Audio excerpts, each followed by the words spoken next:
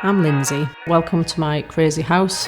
I'm a beekeeper, a weightlifter, a Star Wars obsessive, and I'm also a trustee. And I want you to know that you can be one too.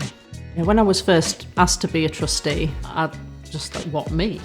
What were you asking me for? You always think of like big business people and accountants and judges and all of those sorts of people around those kind of tables. I think there's a real misperception about the sort of person that can do this role. If you're passionate enough about a cause and you want to help and you want what's best for your charity, that's literally all you need. They'll train you on everything else.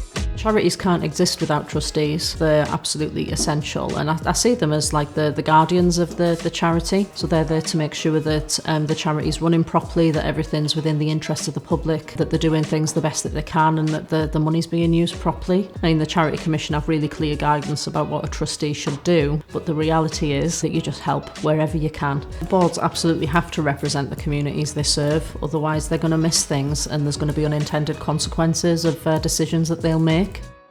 I had a period of living on people's bedroom floors. I had a period in emergency accommodation. There was a landlord who didn't want me to pay money in rent, so I ended up fighting him off and fled the situation, and because I'd made myself intentionally homeless, I ended up sleeping on the streets for a while. I remember one day just really kicking off with my key worker about the injustice of homelessness, and that somebody should do something for women in my situation. He told me that I was somebody. I set up a volunteer women's group, and that was pretty much the start of my career.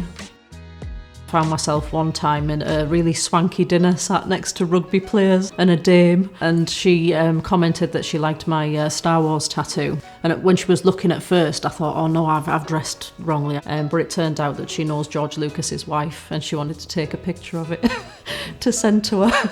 So yeah, that's probably my coolest trustee story. I challenge you to get involved and to become a trustee. Charities can't exist without trustees. There's a shortage of trustees at the moment, so if you can get involved with a cause that you care about, it's really important that you take that opportunity.